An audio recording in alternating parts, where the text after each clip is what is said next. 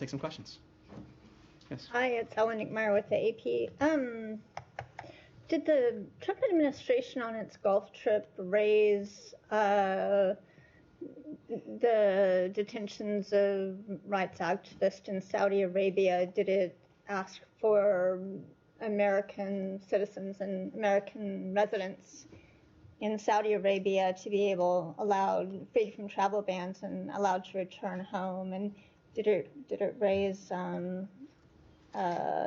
relatedly the issue of alleged UAE support to the RSF during the UAE stop? And separately, let me just address some of that. Just a lot there already to unpack. I'm not going to discuss private diplomatic conversations, but what I can say is that when U.S. citizens have raised the challenges they experience with exit bans, we have provided consular assistance and worked to ensure they receive fair and transparent treatment. That's what I have to offer there.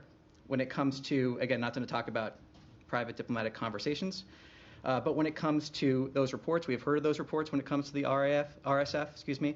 Both the RSF and Sudanese armed forces have used weapons acquired from foreign actors against the civilian population and have committed human rights violations and abuses.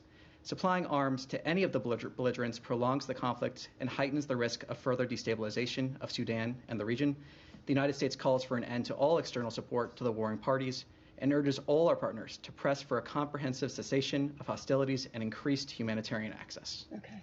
I got a second question, but I'll observe that the that the U.S. actually has sanctions on the UAE for UAE companies for support to the RSF.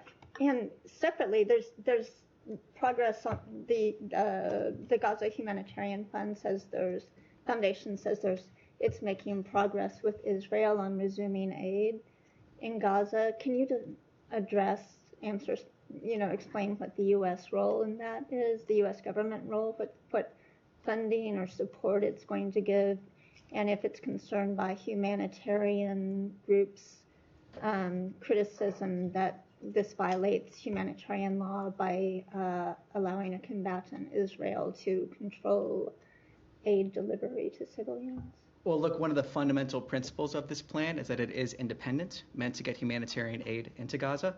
And we welcome the Gaza Humanitarian Foundation's official launch yesterday. The Secretary also just spoke to this as well. We have seen what has happened in Gaza because of the hostilities that Hamas bears sole responsibility for. We have seen this announcement. We welcome creative solutions to get aid in there. But as the Secretary also just said, we need to see aid enter Gaza in a way that does not allow Hamas or other terrorists to take that aid. So we welcome this creative solution. We welcome the Foundation's announcement. I refer you to the Foundation itself for further details on this program. So,